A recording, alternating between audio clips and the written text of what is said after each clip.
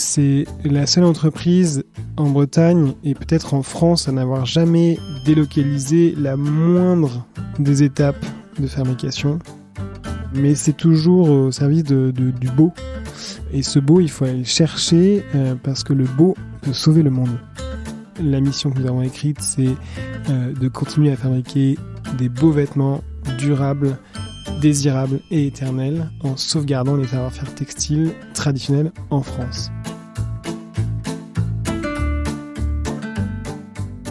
Salut les chefs, je suis Sophie Plumer et je vous souhaite la bienvenue dans cette 3e saison du podcast sur le thème de l'impact. Depuis le mois de mars, je pars à la rencontre d'hommes et de femmes qui font bouger les lignes, chaque jour à leur échelle, souvent avec douceur, toujours avec profondeur. Sans tabou, nous parlons de leurs projets, de leurs rêves, de leur rôle de chef, de leurs doutes aussi bien sûr et de la manière de les dépasser. Tel un mantra, chaque épisode démarre avec la même question. Ça veut dire quoi pour toi avoir un impact positif sur le monde ?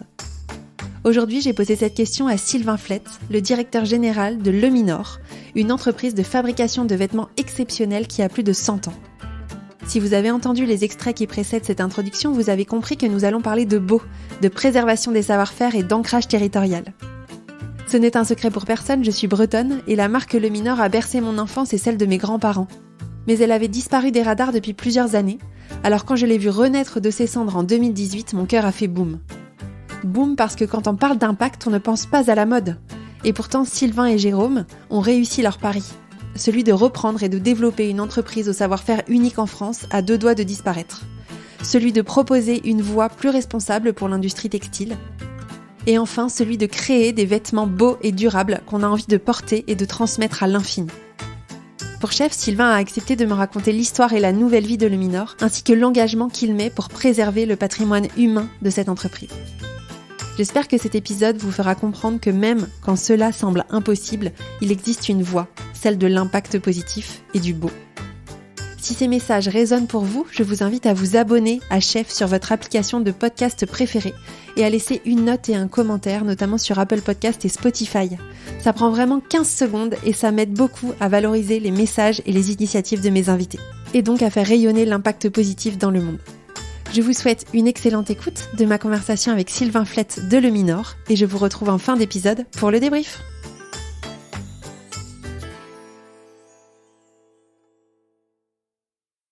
Bonjour Sylvain. Bonjour Sophie. Bienvenue sur Chef. Merci. Merci Sylvain de m'accueillir dans ton bureau. On est à Guidel dans le Morbihan. Tu es le directeur général de Leminor. Leminor, c'est la plus ancienne fabrique de textiles bretonne encore en activité. Absolument. Et vous avez reçu très récemment le label d'entreprise du patrimoine vivant. Ouais. Tu nous en parleras, mais qui récompense l'excellence des savoir-faire français. Bravo pour ça. Merci beaucoup. Pour démarrer, est-ce que tu peux me raconter la belle histoire de cette marque et de cette entreprise, Leminor ? Je vais essayer d'être concis parce que c'est une histoire qui est effectivement très belle, qui est très riche, qui est un peu longue puisqu'on a 100 ans. Leminor, c'est la rencontre de 2 entreprises fondées par 2 femmes. La première, c'est la manufacture de bonnetterie lorientaise qui a été fondée à Lorient en 1922 par Berthe Etui et dont la mission était de fabriquer des pulls marins pour les marins-pêcheurs bretons. Et puis en 1936, Marianne Leminor crée la marque Leminor. Et là, sa mission à elle, c'est de sauver un savoir-faire bigoudin qui était la broderie et qui était en voie de disparition.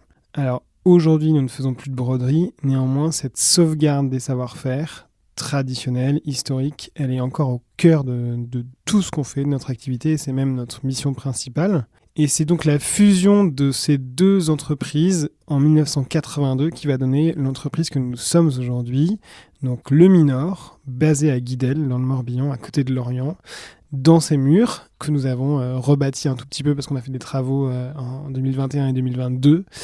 Voilà, ça c'est les fondements de l'histoire.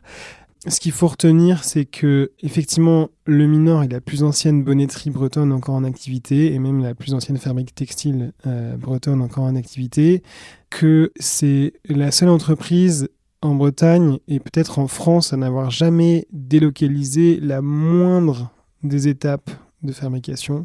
Et pour ce que nous ne savons pas faire, nous appuyons sur des intermédiaires les plus locaux possibles et si possible français. Et donc ça, c'est au cœur de l'histoire de Leminor, c'est-à-dire que nos prédécesseurs ont toujours eu à cœur de ne rien délocaliser et de conserver et de contribuer à conserver une activité textile sur notre territoire. C'est ça qui fait la force de notre... Enfin, ce qu'on croit en tout cas, de la force de notre marque, ce qui fait notre mission aujourd'hui, parce qu'avec Jérôme, mon associé, la mission que nous avons écrite, c'est de continuer à fabriquer des beaux vêtements durables, désirables et éternels en sauvegardant les savoir-faire textiles traditionnels en France. Et c'est ce qui a fait aussi que notre entreprise a traversé des années très très dures, parce que nos prédécesseurs directs, donc qui est Marie-Christine Grammatico et son frère Émile, ont tenu l'entreprise à bout de bras pendant plus de 30 ans en traversant une crise terrible qui a vu 90%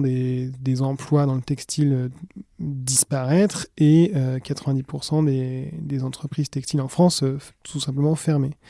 Eux, ils ont tenu bon en maintenant un modèle très authentique de fabrication entièrement locale, ce qui, d'un point de vue business pur, était complètement fou. Enfin, il ne fallait surtout pas faire ça. Pour que, en 2018, quand nous avons racheté le Minor avec Jérôme, en fait, la marque était davantage connue au Japon qu'en France. Alors justement, raconte-nous, en 2018, qu'est-ce qui se passe ? Pourquoi, avec Jérôme, vous rachetez cette entreprise morbihanaise un peu à bout de souffle ? Parce qu'avec Jérôme, en 2012, nous avons créé une marque qui s'appelle le Flageolet et qui consistait à proposer une gamme d'accessoires pour hommes, au départ des nœuds papillons, en l'occurrence, puis des ceintures, des chaussettes, toute une gamme d'accessoires. Et puis un jour, on a eu envie de faire des bonnets. Et donc, j'ai recherché un fabricant et je me suis dit qu'en Bretagne, il devait y avoir des fabricants, ce qui en fait n'était pas si vrai que ça. Mais donc, je suis tombé chez le Minor.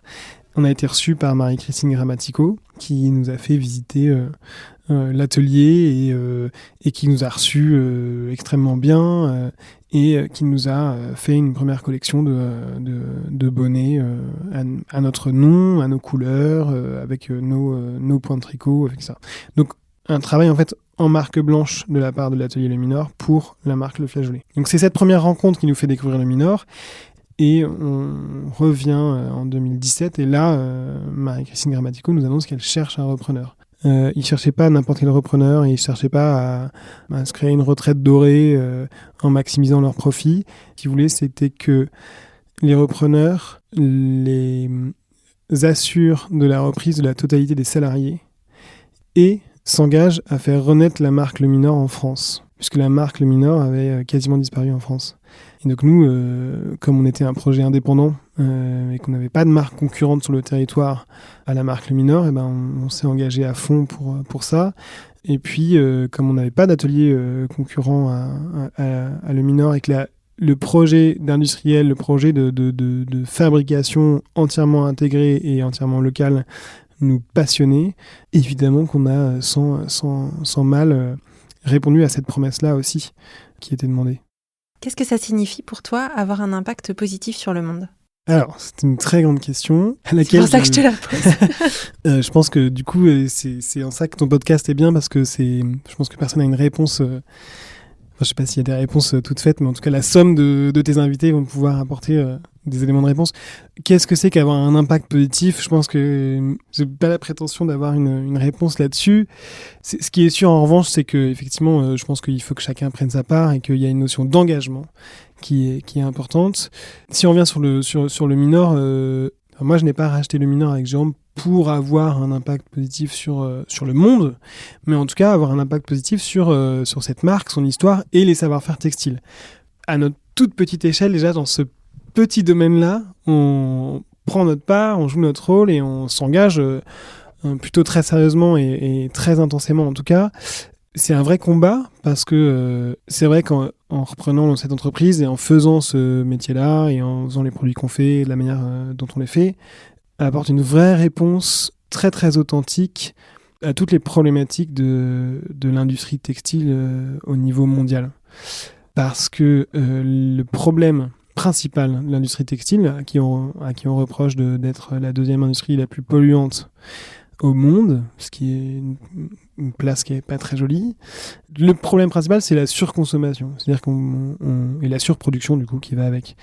On produit des vêtements à la pelle qu'on va porter en moyenne 3 fois et qu'on va jeter en fin de saison ou qui vont encombrer nos placards. Et puis on va racheter, et puis etc. Nous, on vend des vêtements qui sont intemporels et qui vont durer au moins 40 ans. Donc on a un positionnement qui est radicalement opposé à tout ce qu'on appelle la fast fashion, etc.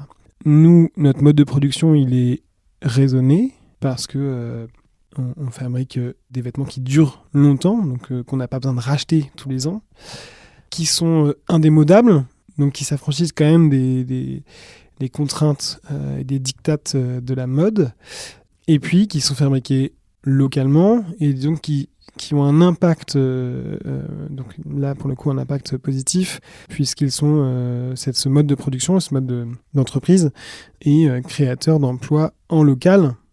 Donc on est sur des circuits courts avec un impact extrêmement positif de ce point de vue-là. Et moi je pense que le futur de la mode est dans les mains des marques fabricantes pour ces raisons-là. Parce que le fait d'intégrer tous ces savoir-faire et d'être, comme on le dit dans l'agriculture, ou d'être en direct producteur, en fait, pour reprendre cette expression, c'est une manière extrêmement raisonnée et extrêmement positive de consommer la mode. Par ailleurs, il faut effectivement consommer moins de vêtements. Pour toutes ces raisons, je pense que le Minor apporte une réponse positive et claire aux problématiques de l'industrie textile. Et donc, mais ça, je l'ai découvert en cours de route. Et aujourd'hui, c'est une fierté d'incarner ça. Et on essaye maintenant de prêcher la bonne parole au plus grand nombre. Je le disais en introduction, vous venez d'obtenir le label d'entreprise du patrimoine vivant. En quoi c'est une reconnaissance importante, ce label ? C'est une très très belle reconnaissance. On est hyper fiers de ce label et de pouvoir partager cette reconnaissance aussi avec nos salariés. Parce que en fait, ce label, c'est à nos salariés qu'il revient, puisqu'ils parlent de savoir-faire et c'est eux qui les détiennent. C'est une belle reconnaissance d'abord parce que c'est un label qui est exigeant et qui est difficile à obtenir, dans lequel il faut démontrer que nous avons une excellence dans notre domaine et des savoir-faire qui sont rares et à ce titre exceptionnels. Donc ça, il faut effectivement le défendre. Et c'est une belle reconnaissance parce que c'est un label d'État, donc c'est très sérieux, parce qu'en fait, ça parle de savoir-faire.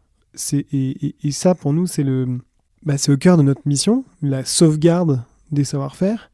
C'est notre combat depuis 5 ans maintenant. C'est un combat quotidien. Et donc, du coup, recevoir une reconnaissance sur ce combat, c'est beau. Ça nous rend heureux et fiers. Et ça permet, comme je le disais, de le partager avec les salariés et en espérant que nos salariés vivent cette reconnaissance comme nous, quoi. Enfin, avec cette même fierté, quoi.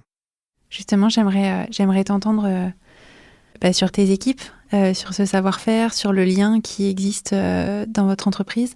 On est sur Chef, donc on parle de management. Toi, en tant que directeur général, c'est quoi tes enjeux humains pour le Minor ? Alors, on a un énorme enjeu qui est la transmission. En 2018, quand nous avons racheté le Minor avec Jérôme, la moyenne d'âge était de 58 ans. Et donc, il y avait 23 personnes, dont la moitié partait à la retraite dans les 2 ans. Donc, il y avait une urgence à transmettre. Avec une petite problématique quand même, c'est que en moyenne, le temps d'apprentissage dans le textile et en particulier dans la maille, c'est 3 ans. Donc, même si on n'est pas très fort en maths, on voit bien qu'il y a un problème. Il y a comme un problème. Donc, on n'est pas magicien, mais on a quand même réussi grâce à l'engagement on appelle ça nos anciennes, les femmes qui allaient bientôt partir à la retraite, et même certaines qui étaient déjà parties à la retraite et qui sont revenues pour œuvrer à cette transmission. On a été très honorés de leur réaction. Mais c'est ça le sujet, c'est que en fait, nous, on a des métiers qui sont devenus très rares, sur lesquels il n'y a plus de formation ou très peu, et donc pour lesquels il faut assumer la transmission, enfin, la formation. L'école, c'est vous, en fait. Hein. Et l'école, elle est en interne, oui. Concrètement, ce qu'on a fait, c'est que d'abord, on a demandé à nos anciennes de devenir non plus couturières, mais formatrices. Et c'est un rôle qu'elles ont joué vraiment de bon cœur. Et donc on a découvert aussi leur engagement, mais pour elles, c'était leur outil de travail depuis 40 ans et elles voulaient que ça perdure. Donc elles n'attendaient pas impatiemment la retraite pour pouvoir enfin être tranquilles. Non, elles voulaient qu'après elles, ça continue. On a recruté... Je suis un peu émue en t'écoutant. Ça me touche, mais oui, c'est hyper beau. Et nous aussi, ça nous a beaucoup ému, mais donc ça m'émeut que ça t'émeuve. Donc il y a eu ça, et puis on a recruté en fait d'abord des personnes individuellement sur cette en recrutant du coup non pas du savoir-faire mais du savoir-être, parce qu'en fait on s'est très vite rendu compte que recruter des couturières avec une première expérience c'était pas possible, puisque en fait il n'y a plus de couturières, parce qu'il n'y a plus d'atelier de couture, donc naturellement c'était pas possible, et donc du coup on a embauché plusieurs personnes en reconversion, avec systématiquement une première expérience personnelle et domestique dans la couture, hein, donc, mais du coup une petite expérience plutôt amatrice, mais avec une envie de trouver un métier avec du sens, un métier manuel autour du beau produit. Donc ça nous a permis effectivement d'assurer cette transmission. Et puis après, on a structuré justement cette idée d'école interne avec la région Bretagne qui nous a soutenus là-dedans, et Pôle emploi. Du coup, en ne recrutant plus individuellement, mais en recrutant des groupes de personnes, donc des promotions en fait de 12 personnes. Donc on a eu 3 promotions pour mutualiser un peu cette formation et cette transmission. On a toujours une ancienne, qui est Marie-Jo, qui continue à être là et à transmettre. Et après, elles ont un peu passé la main à des moins anciennes qu'elles. Et puis aussi, on a été épaulé par l'IFTH, l'Institut de formation du textile et de l'habillement, qui nous a aidé à structurer des formations et qui a délégué des personnes qui sont venues former entre nos murs. Entre-temps, on a aussi, en 2019, créé un atelier à Quimper pour réembaucher les salariés de Fileuse d'Arvor, qui est une bonnetterie qui datait de 1927 et qui a mis la clé sous la porte du coup en mars 2019. Et donc on a ouvert un atelier de toutes pièces en novembre 2019 en réembauchant 15 personnes de Fileuse d'Arvor. Et tout ça a fait que maintenant on est 72, que la moyenne d'âge c'est 34 ans, et que du coup cette transmission a été réussie, sachant qu'on a un turnover qui est très faible et qu'on arrive en plus à fidéliser et à conserver nos salariés. J'aimerais aussi t'entendre sur, finalement, là, on a beaucoup parlé d'histoire, de préservation du savoir-faire, etc. Si on se projette au XXIe siècle et au-delà, on est dans une petite ville, hein, Guidel, en Bretagne. On parle d'entreprises centenaires, de patrimoine vivant. Ça peut paraître un peu anachronique pour les gens qui nous écoutent avec le monde de 2023. Comment est-ce que toi, tu gères cet ancrage territorial, historique très fort, on le comprend, et les enjeux de 2023 sur la digitalisation, sur l'international, sur les réseaux sociaux, etc. Comment tu arrives à faire la balance ? Est-ce que cette balance, elle est dans tes préoccupations ? Non, parce qu'en fait, tout ça se fait hyper naturellement. Je pense que les gens ont besoin de ça aussi aujourd'hui. Moi, je suis toujours épaté de la rapidité à laquelle on arrive à intéresser avec notre histoire, avec l'histoire de Le Minor. Souvent, je me demande si en fait cette marque qui a disparu du paysage, en gros entre 1988 et 2018, finalement, elle fait pas partie de l'inconscient collectif, étant donné le niveau et la rapidité à laquelle, quand on raconte notre histoire, les gens disent « Ah, mais oui, je crois que je connais ». Mais en fait, pourquoi ? Parce qu'on raconte une histoire qui est ultra authentique, qui fait référence à plein de choses personnelles, qui fait écho à l'histoire de la France, quelque part, l'histoire de la Bretagne aussi, et puis à plein de valeurs qu'on recherche aujourd'hui. L'histoire de la France, parce qu'en fait, cette histoire de l'industrie textile, tout le monde a un peu ça en tête. L'histoire de la Bretagne, parce qu'en fait, Le Minor, c'est un nom breton, que la fondatrice, Marianne Le Minor, de la marque, en tout cas, c'est une Bretonne qui voulait sauvegarder un savoir-faire breton. Donc il y a vraiment cette histoire-là. Donc c'est des choses très émotionnelles et qui peuvent nous raccrocher facilement à notre histoire personnelle. Et puis en fait, oui, on recherche un peu tout ça parce que finalement, on parle beaucoup de circuits courts dans tous les domaines. On parle beaucoup de fabrication locale, de consommation locale. Donc nous, on incarne ça très simplement. Et puis après, effectivement, alors tu parlais des réseaux sociaux, les images qui fonctionnent, qui génèrent le plus d'engagement sur les réseaux sociaux, c'est les histoires sociales. Donc quand on met en avant nos équipes, et quand on se fait livrer une nouvelle machine, ou quand on met en avant une machine pas si nouvelle que ça d'ailleurs. Ces coulisses dont je parlais tout à l'heure, avec des choses anciennes, très authentiques, très exceptionnelles, parce que assez uniques, en fait, ça fait un peu rêver, quoi. Plus vous êtes ancré, plus ça marche. Mais parce que je pense qu'on a tous besoin d'authenticité et de... La preuve, c'est qu'en fait, toutes les marques de mode essayent plus ou moins récentes, font du storytelling, recréer une histoire, une authenticité, etc.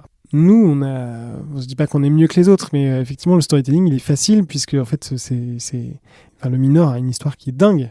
Je dirais pas que c'est facile, parce qu'en fait, quand même, on a un déficit de notoriété qui est énorme, mais on a des atouts pour combler ce déficit qui sont plus grands que ça.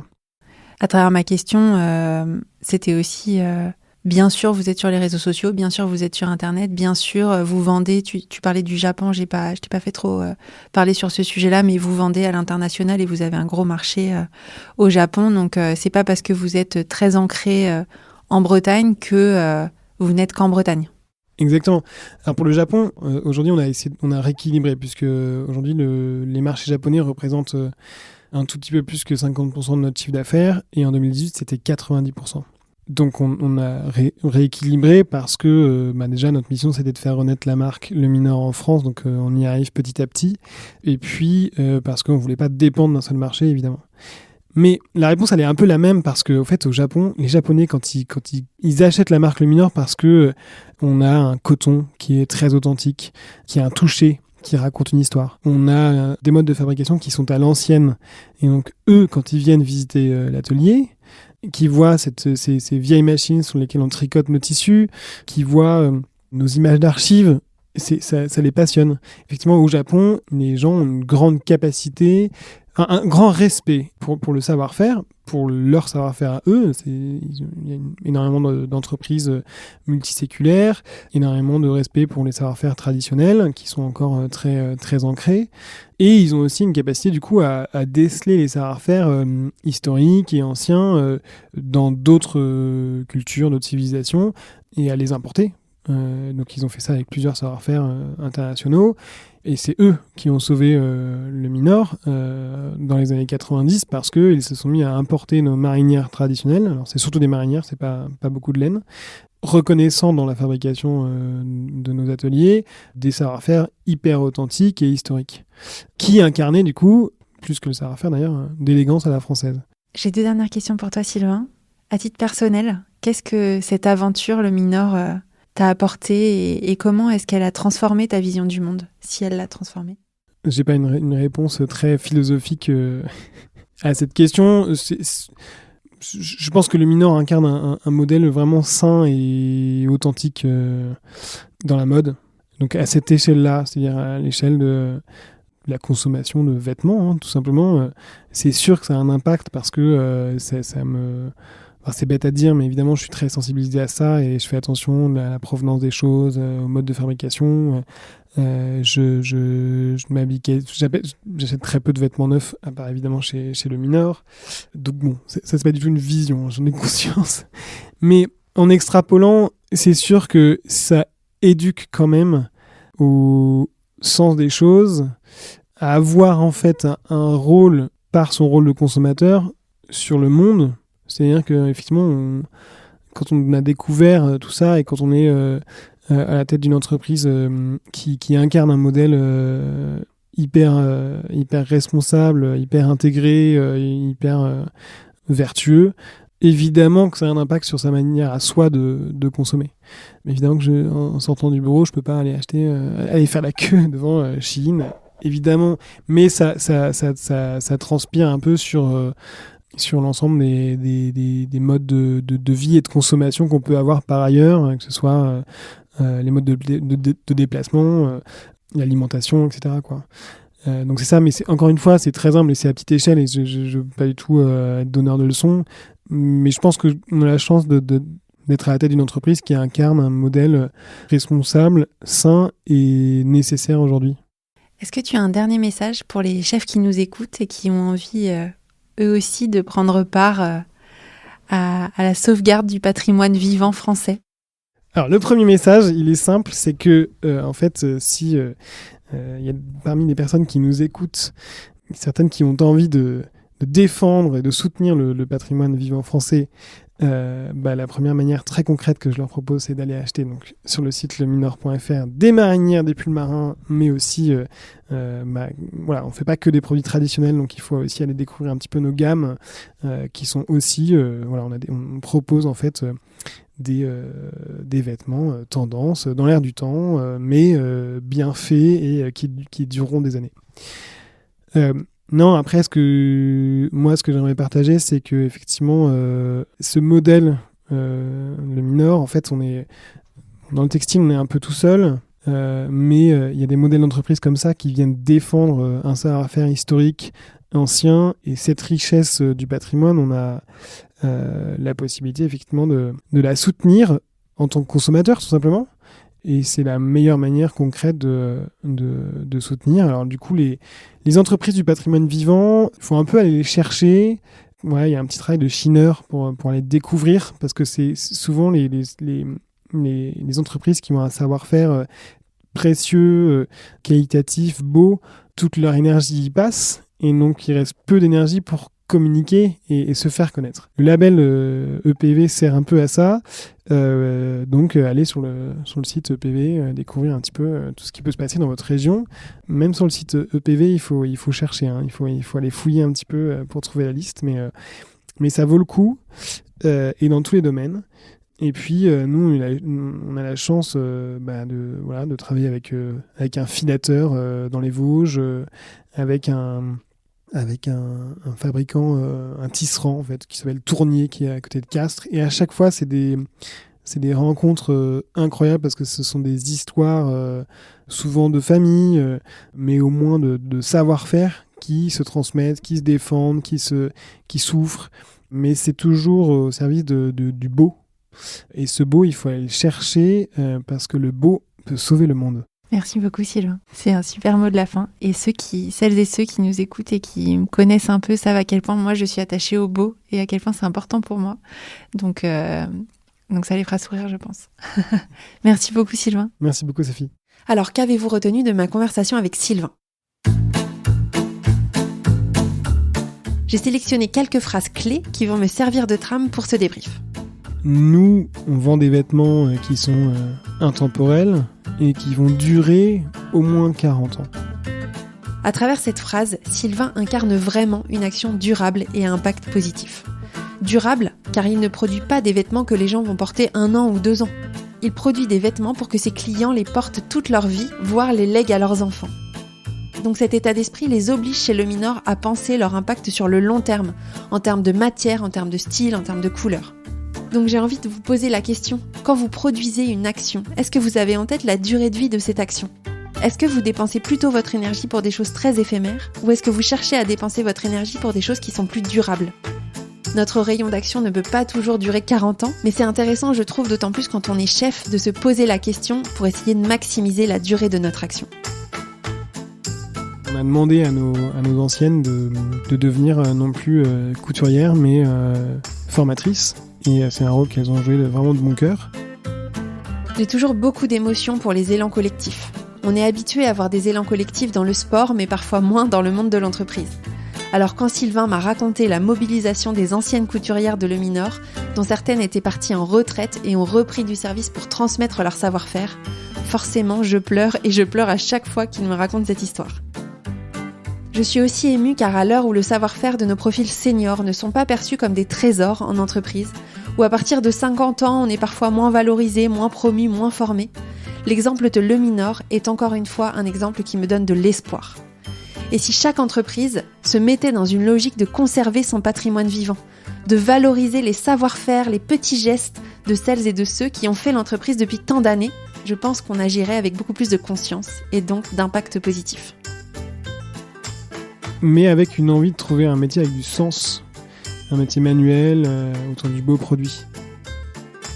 Cette phrase m'évoque 2 choses. D'abord, je pense à toutes ces entreprises qui n'osent pas prendre des risques en recrutement, qui cherchent absolument des candidats qui ont déjà occupé pendant 5 ans le poste pour lequel ils recrutent. Quel manque d'audace et d'ouverture, n'est-ce pas ? Alors certes, le Minor n'avait pas d'autre choix, mais c'est encore un exemple réussi de recrutement et de formation de personnes en reconversion, où la motivation et l'engagement priment avant le savoir-faire. La deuxième chose que je retiens dans cette phrase et globalement que je retiens dans tout cet épisode, c'est la force d'attraction du beau. Le beau donne du sens, le beau donne envie. Donc j'aimerais aussi vous amener, vous les chefs, à réfléchir à la manière dont vous pouvez motiver vos équipes à travers le beau dans leur quotidien. Nous arrivons au terme de ce débrief et donc de cet épisode. Je vous remercie pour votre écoute. Si vous souhaitez acheter des vêtements Le Minor, si vous souhaitez en savoir plus sur l'histoire de Le Minor, ou si vous souhaitez même les rencontrer et visiter les ateliers Le Minor, rendez-vous sur le site leminor.fr ou à Guidel, en Bretagne. Et surtout, si vous passez dans le coin, faites-moi signe, j'adorerais vous rencontrer. Rendez-vous dans 2 semaines pour un nouvel épisode. D'ici là, portez-vous bien.